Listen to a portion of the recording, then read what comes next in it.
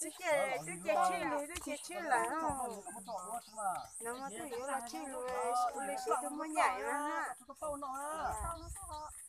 Chơi nó chỉ thu nè. Dạ, lông cứ nó ta. Để nó. Dạ, bỏ luôn. Dạ, bỏ luôn ta, luôn. Chúng ta.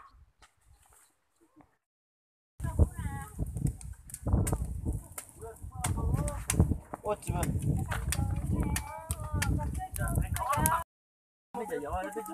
Cái nào nữa? Cái đó gì là nữa? Anh mẹ, ông mua nè. Rồi, ý cho ốc tu nữa, cho tiếng nó sỉnh không? Gì đó cho tôi như sư. Cho tôi ca tê lưỡi à. Quạt tôi hay rồi. Nữa, cho nó. Cho nè tì thế. Cho tì lào nữa, bây tôi. Chỉ cái nó nữa. Nó nó bé tụi tì lào nào nè.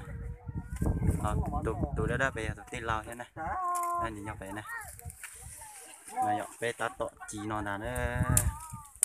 Nên là cái thia ỏ nữa.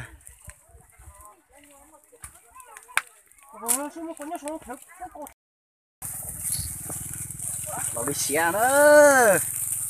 Cam đủ này. Ui tía. Bố chả thì một chả bé này đây. Số chúa. Chúa.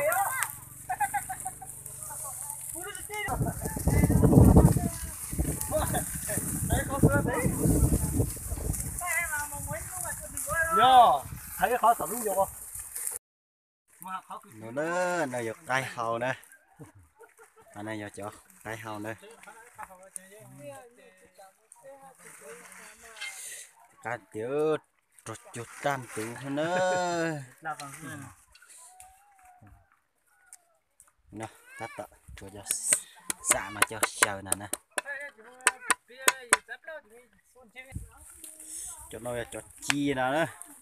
Rồi xẻ nữa. Đang thú nó nè. Can thịt tiền nữa.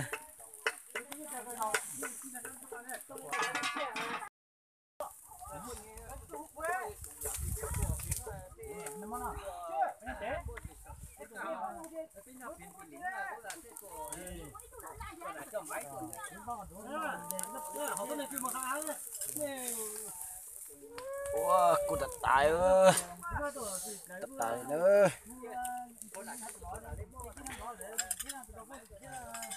Có chút cho đi mà nhớ. Nó đó. Canh thằng này. Nó tạo cho tách canh nữa. Cái nào đấy? Cái nào đấy? Này chết chim à? Cho giò cho chỉ có sát thịnh hả? Sát. Nó con chó là hấp rồi. Rồi. Nó có mà thịt sát thế nhá, thịt đâu cứ nó có sủa.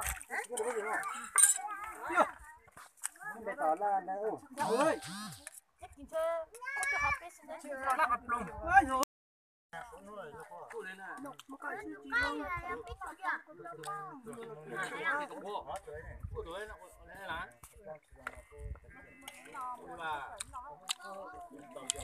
Bây giờ cha cái gì cho thích có rất thế.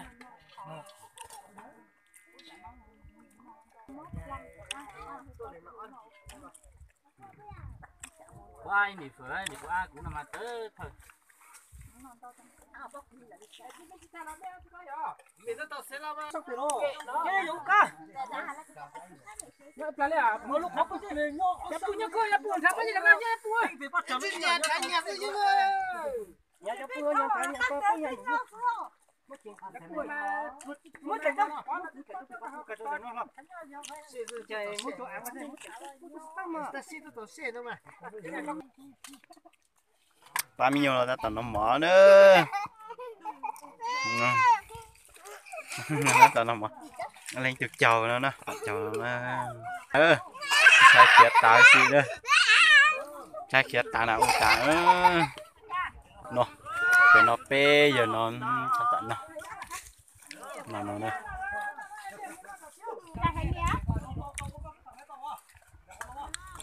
nó đang tọt xuống non đây nè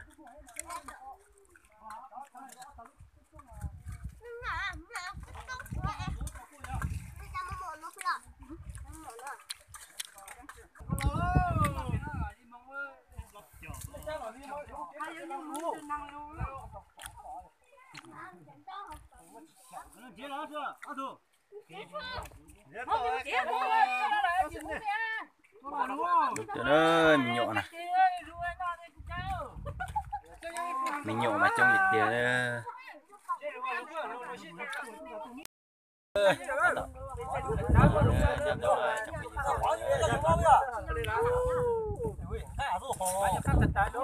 tôi khen rồi bo